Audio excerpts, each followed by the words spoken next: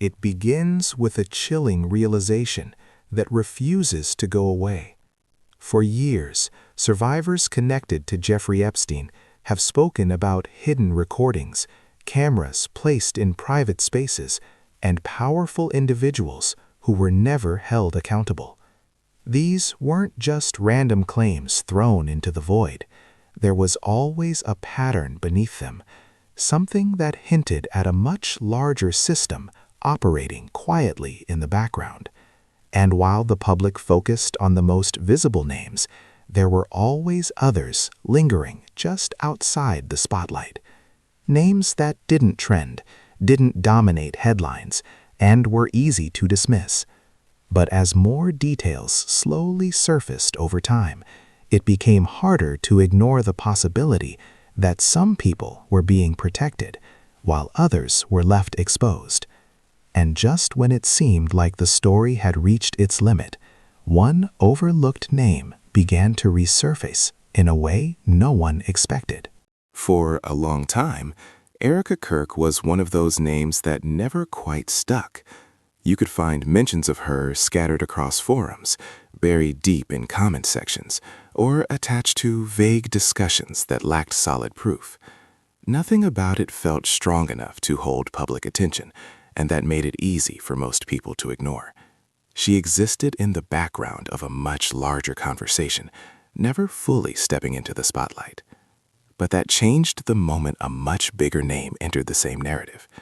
When Ellen DeGeneres became loosely connected to the broader discussion, everything shifted. Suddenly, people weren't dismissing things as quickly. They started going back, revisiting old clips, reanalyzing past moments, and questioning details they had once overlooked. And in that process, Erika's name didn't just appear again, it started to stand out. Once Ellen DeGeneres became part of the conversation, the tone changed almost instantly. What used to feel like distant speculation began to feel much closer to something real. People started digging through years of footage, looking for anything that might connect the dots. And one relationship quickly became the center of attention: her connection with Sean Diddy Combs.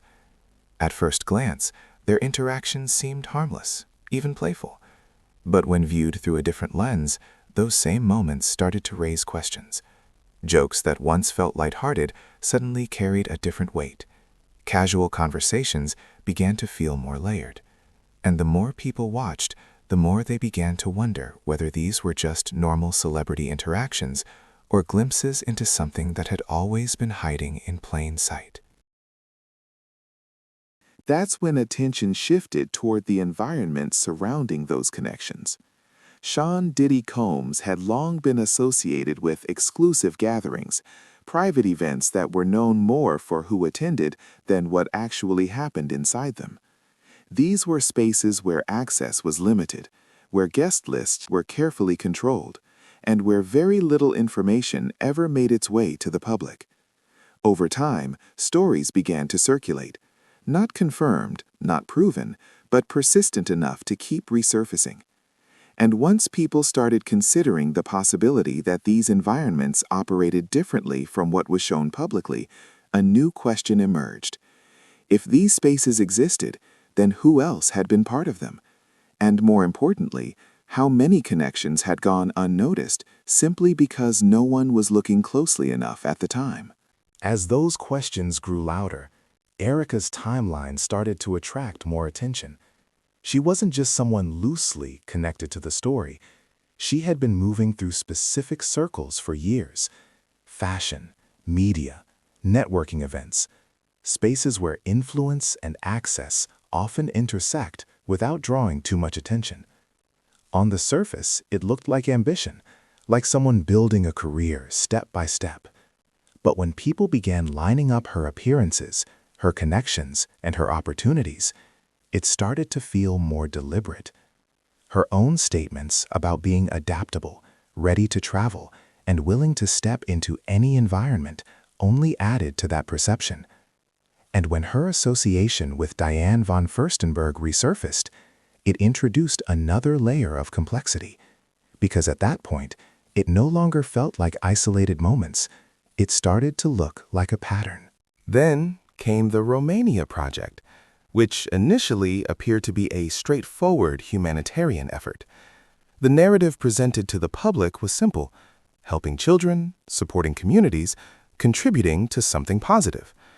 But as more people began looking into it, the details became harder to verify.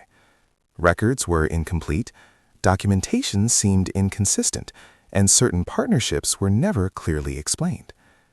What made it even more confusing was the level of involvement that appeared to go beyond what was publicly described. Questions began to surface about why certain high-level connections were necessary for what was being presented as basic outreach work. And as those questions continued to build, the project started to look less like a simple act of charity and more like something that hadn't been fully explained from the beginning.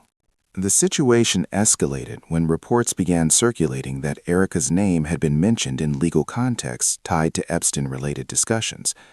There was no official confirmation, no clear statement that could be pointed to as definitive proof, but the timing of those reports was enough to draw attention.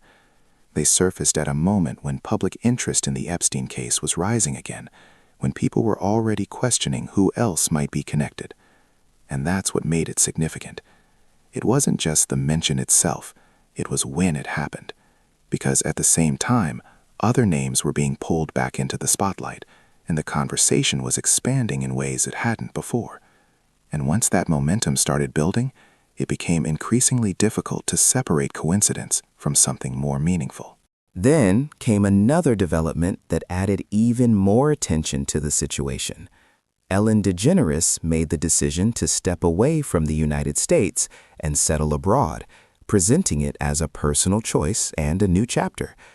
On its own, that explanation seemed reasonable, but within the context of everything else happening at the same time, it raised questions. The timing aligned closely with renewed discussions around Epstein-related files and growing speculation about potential revelations. And for many observers, that overlap felt too precise to ignore. It led to a wave of theories, none of them confirmed, but all of them pointing toward the same underlying idea, that timing in situations like this can often reveal more than direct statements ever do. As the conversation continued to evolve, attention turned toward smaller details that had previously gone unnoticed. Repeated references, unusual patterns in public appearances, and moments that seemed insignificant on their own began to take on new meaning when viewed collectively. Even the passing of Stephen Twitch Boss introduced another layer of uncertainty. Official reports provided one explanation, but online discussions quickly moved in a different direction, raising questions that didn't have clear answers. None of it was confirmed, and much of it remained speculative, but the fact that these discussions were happening at all reflected a deeper shift in public perception. Trust was no longer automatic, and people were starting to question narratives they once accepted without hesitation.